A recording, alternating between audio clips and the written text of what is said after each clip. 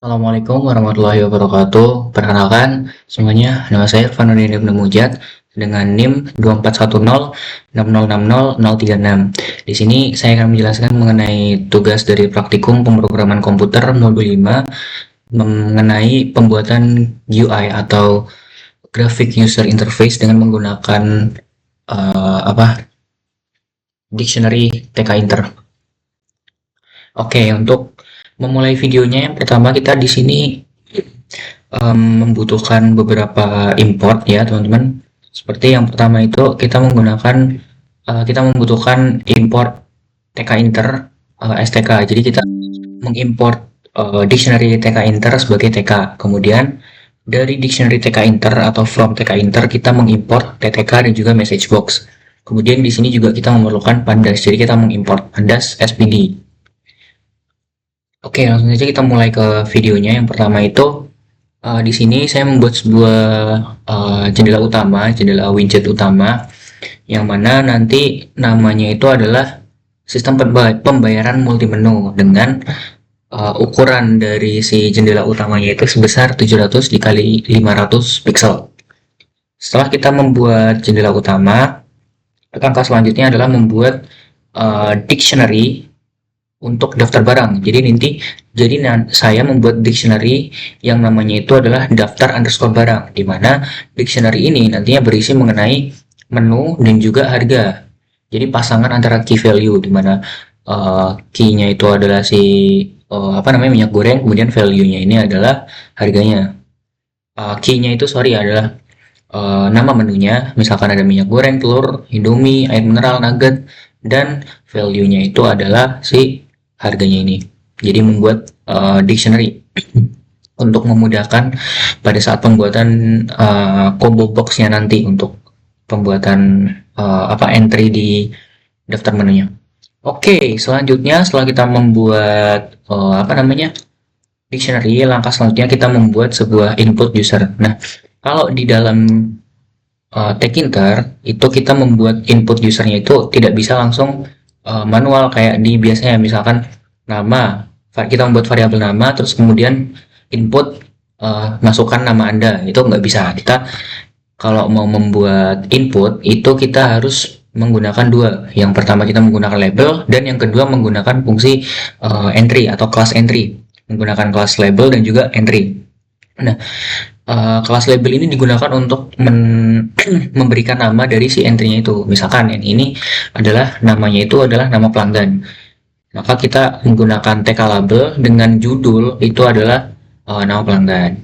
Dan juga di sini saya menggunakan metode grid. Kenapa saya pilih metode grid? Karena untuk metode grid ini lebih simple menurut saya, karena kita tinggal mengatur bagian row sama kolomnya aja. Misalkan untuk yang labelnya ini, label nama pelanggan itu ada di row 0. Row 0 itu artinya indeks ke 0 ya teman-teman. Jadi dia ada di paling atas.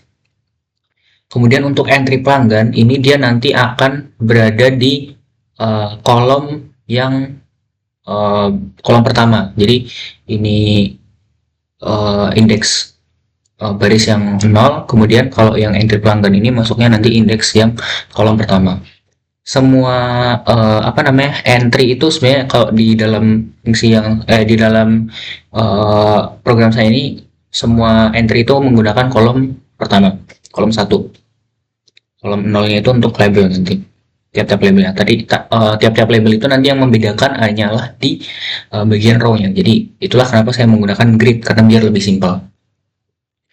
Oke, untuk yang label kedua di sini ada pilih barang, kemudian di mana pilih barang ini saya menggunakan combo box. Kenapa saya menggunakan combo box? Karena di sini tadi kan saya sudah membuat sebuah dictionary yang isinya itu ada minyak goreng, telur, indomie, air mineral, dan nugget. Nah, tujuan dengan adanya combo box itu biar si user ini bisa langsung memilih nih. Nanti ada sebuah widget kayak gitu yang bisa memungkinkan pembeli itu untuk memilih menu apa yang akan dia pilih. Misalkan dia akan memilih minyak goreng, maka dia tinggal mencentang si menu minyak goreng itu tadi aja kayak gitu. Kemudian di sini juga ada harga satuan atau label untuk harga satuan, dan juga entry untuk harga satuan produknya itu. Kemudian ada label untuk jumlah, Di sini jumlah, kemudian ada tanggal transaksi, dan juga udah itu aja dulu untuk labelnya. Kemudian setelah kita membuat label dan juga entry untuk input dari usernya, di sini kita membuat sebuah tabel, teman-teman. Nah, tabel di sini saya itu menggunakan variabel yang saya namakan dengan kolom. Nah, kolom ini nanti dia akan berisi mengenai nama, kemudian barang, jumlah, harga satuan, subtotal, diskon, total, dan juga tanggal. Nah, selanjutnya kita membuat sebuah variabel yang namanya tree. Tree ini nanti kita memanggil fungsi TTK dari si taginter tadi untuk membuat tree view. Tree view ini secara gampangnya itu menurut saya untuk menampilkan dari si tabelnya tadi. Nah, di sini dia mengambil kolom, jadi dia akan membuat tabel yang isinya itu kolom. Nah, kolomnya itu dia mengambil dari si variabel kolom yang ini. Kolom sama dengan kolom. Dan shows heading. Jadi dia akan menampilkan headingnya ini. Heading dari kolom-kolomnya ini. Dia akan ditampilkan di situ dengan tinggi kolomnya itu sama dengan 8 pixel. Seperti itu. Kemudian di sini saya membuat sebuah perulangan for loop di mana for key in column 3.heading. Maka intinya dalam perulangan ini itu setiap K di dalam kolom itu headingnya dia akan di capitalize atau dibuat menjadi huruf kapital. Jadi nanti nih, jadi misalkan kalau tampilan itu jadi nama, kemudian untuk barang itu nanti jadi B-nya itu jadi B gede kayak gini. Jadi dibuat kapital gitu. Kemudian di sini cuman untuk menambahkan koordinatnya, jadi bukan koordinat sih, untuk menambahkan dia akan ditampilkan di baris ke yang mana gitu. Oh ya, tadi saya lupa mention mengenai pad X dan pad Y, di mana pad X ini adalah padding X atau jarak si jarak di sumbu X-nya. Nah, jarak di sumbu X-nya di sini saya memakai 10 pixel dan jarak di sumbu Y-nya ini pakai 10 pixel. Jarak horizontal dan juga jarak vertikal. Nah, kemudian di sini saya membuat sebuah variabel lagi yang namanya itu total underscore var, di mana di sini saya menggunakan string var yang nanti itu akan berisi sebuah value atau parameter value yang isinya itu adalah string. Jadi ini nanti akan langsung memperbarui total belanjanya. Kalau awal itu dia masih 0, kalau misalkan dia udah ada udah ada transaksi, dia akan otomatis memperbarui. Makanya di sini saya menggunakan string var. Jadi string var itu biar dia bisa langsung membaca total transaksi yang sudah dilakukan di sebelumnya itu berapa, maka dia langsung akan menampilkan total belanja yang ada gitu. Kemudian di sini ada sebuah label. Di sini ada pengaturan untuk fontnya, di mana saya menggunakan Arial dengan ukuran font 11 dan di bold kayak gitu. Kemudian di sini juga ada gridnya untuk dia akan ditampilkan di tempat mana gitu. Kemudian di sini juga saya membuat sebuah fungsi untuk diskon. Ini simpel aja seperti yang di modul-modul sebelumnya. Misalkan di dalam fungsi diskon ini saya menggunakan parameter subtotal, dimana ketika subtotalnya itu lebih dari 100.000 maka diskonnya itu 10, kemudian subtotalnya lebih dari 50.000 itu 5, dan kalau tidak memenuhi keduanya itu dia tidak akan mendapatkan diskon. Nah, kemudian setelah membuat fungsi untuk diskon, kita membuat fungsi agar si program saya ini bisa mengupdate harga secara otomatis, di mana di sini saya menggunakan fungsi yang namanya update harga dan menggunakan parameter event. Nah, parameter event ini biar dia itu bisa memperbarui dari si combo boxnya gitu. Nah, di mana yang pertama di sini barang sama dengan barang underscore var.get. Nah, dia ini artinya dia mengambil variabel barang itu, dia mengambil variabel yang combo boxnya tadi yang di awal di sini. Nah, ini barang underscore var yang ini. Ini barang underscore var. Dia mengambil dari situ. Jadi variabel barang itu dia mengambil dari barang underscore var. Kemudian ada sebuah perulangan. Jadi jika barang yang ini itu ada di dalam daftar barang, maka dia akan menjalankan beberapa perintah ini. Yang pertama, akan menampilkan variabel harga, di mana harga ini dia mengambil dari daftar barang atau variabel daftar barang. Variabel daftar barang yang bagian harganya. Jadi dia akan mengambil dari daftar barang yang bagian harga, kayak gitu. Kemudian ada sebuah ini entry.config dalam kurung state normal, itu artinya dia bisa, yang pertama itu membuka read only supaya dia bisa mengisi kotak. Kemudian yang ini itu fungsinya untuk menghapus teks yang lama. Kalau misalkan ada teks yang lama, maka dia akan menghapus teks lama dan mengganti teks baru. Kemudian entry harga barang .insert itu dia akan memasukkan harga baru ke entry. Jadi ketika kita akan membuat daftar harga yang baru, kita akan memasukkan input pelanggan yang baru, maka dia akan langsung menghapus teks yang lama, kemudian harga yang lama, dan mengganti dengan teks yang baru dan juga harga yang baru. Kemudian di sini ada ini dulu nih. Setelah dia dimasukkan semua, maka diubah lagi sama si Python itu menjadi read only. Kemudian combo barang.bin. Nah, combo barang.bin ini itu fungsinya untuk menggabungkan antara si combo box dengan variabel atau fungsi harga. Jadi dia akan menggabungkan combo box dengan harganya tadi. Oke, selanjutnya kita membuat sebuah list yang kita namakan sebagai keranjang, di mana keranjang ini nanti fungsinya itu untuk menampilkan atau menyimpan beberapa variabel seperti yang ada di sini. Itu ada nama, barang, dan juga tanggal pembelian. Jadi nanti semuanya akan dimasukkan ke dalam keranjang, list keranjang tadi. Nah, setelah kita membuat list keranjang, maka kita membuat hitung atau fungsi untuk menghitung semua menu, fungsi hitung total semua menu. Di sini saya namakan hitung underscore total underscore semua, dimana untuk dalam fungsi ini saya membuat dua variabel. Yang pertama, variabel pertama itu adalah yang saya namakan sebagai total underscore semua, dimana dia akan menjumlahkan. Jadi saya memakai sum item, setiap item yang ada di dalam kolom total dari keranjang tadi, for item in keranjang, maka dia akan menjumlahkan semua kolom total yang ada di dalam keranjang tadi. Kemudian selanjutnya di sini total underscore var dot set, dia akan menontalkan atau menampilkan total belanjanya itu berapa. Makanya di sini saya pakai sebuah f string kayak gitu. Total semua itu dari yang variabel ini. Jadi ini cuman kayak memperjelas aja total belanja yang dipakai itu berapa gitu. Total belanja yang di spend itu berapa. Jadi pakainya f string. Kemudian setelahnya kita memasukkan sebuah fungsi. Kita membuat sebuah fungsi yang namanya itu tambah ke keranjang, dimana tambah ke keranjang ini nanti fungsinya itu berisi mengenai variabel nama, barang, dan juga tanggal.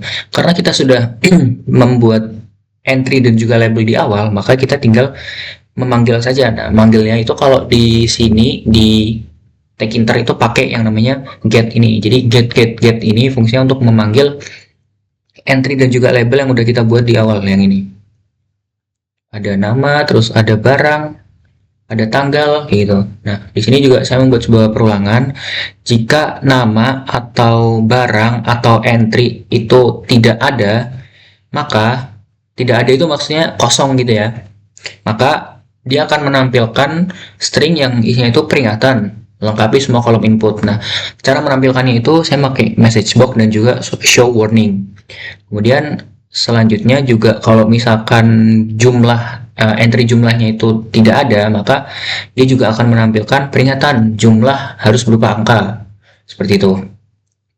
Nah, jumlah itu kita juga mengambil dari entry.jumlah yang di awal tadi, tapi kita menggunakan integer biar jumlahnya itu berupa angka, biar dia nggak bisa memasukin berupa string gitu.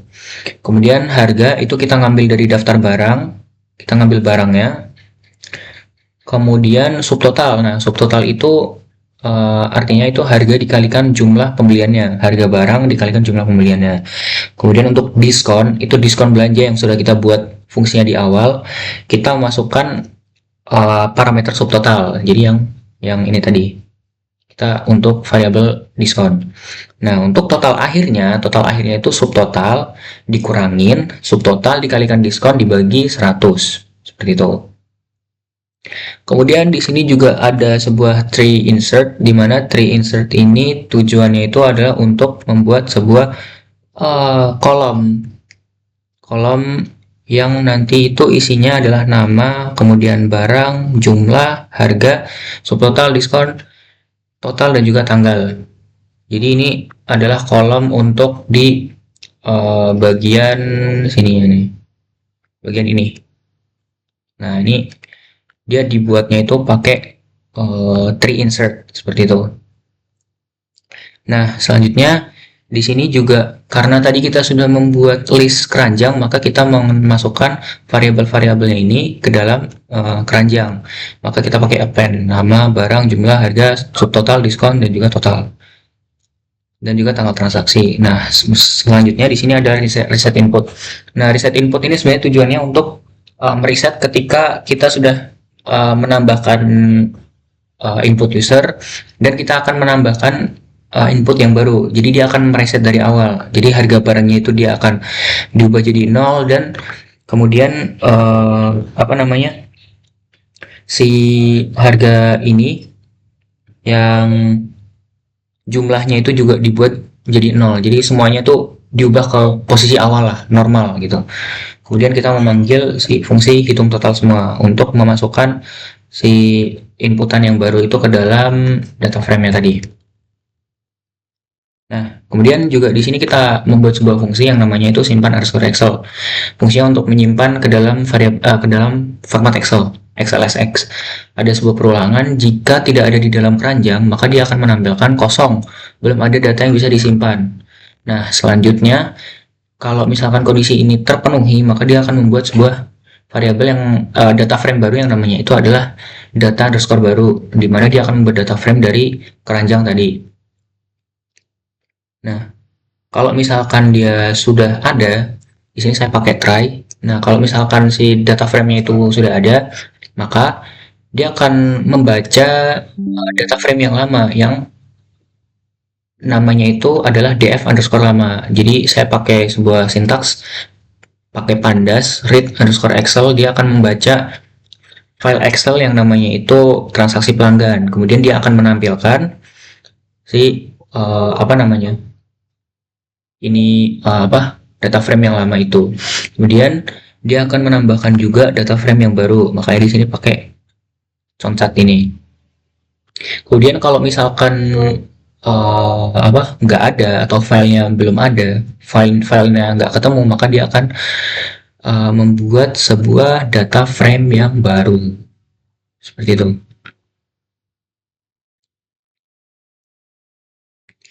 Nah, di sini untuk mengubah atau ya mengubah ke bentuk Excel data frame-nya ke bentuk Excel dan disimpan dalam nama itu transaksi transaksi pelanggan.xlsx. Nah, kemudian di sini akan ada tampilan message box berhasil disimpan. Data berhasil disimpan dalam Excel. Kemudian setelah data disimpan, itu si Python itu dia akan mengosongkan tabel dan keranjang.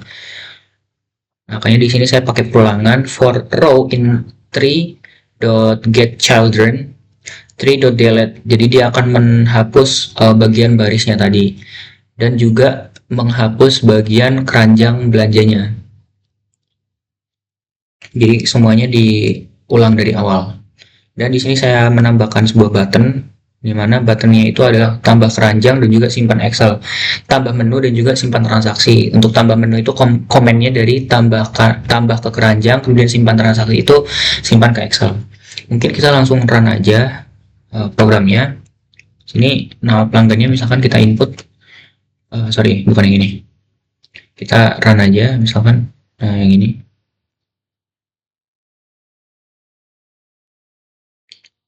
Kita coba clear dulu.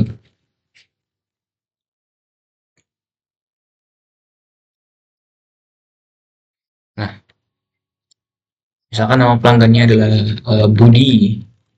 Nah, di sini ada combo box. Nah, misalkan dia pilih telur 1 kilogram. Harga satuannya itu adalah 25.000. Nah, dia membelinya itu sebesar 4 misalkan. Tanggal transaksinya sekarang 2025 11.06. Tambah menu, simpan transaksi. Nah, kalau simpan transaksi, dia belum ada yang disimpan. Nah, maka kita perlu menambahkan menu terlebih dahulu. Habis itu baru simpan transaksi. Data berhasil disimpan ke dalam Excel. Oke, mungkin itu saja yang bisa saya sampaikan. Terima kasih atas atensi yang diberikan. Wassalamualaikum warahmatullahi wabarakatuh.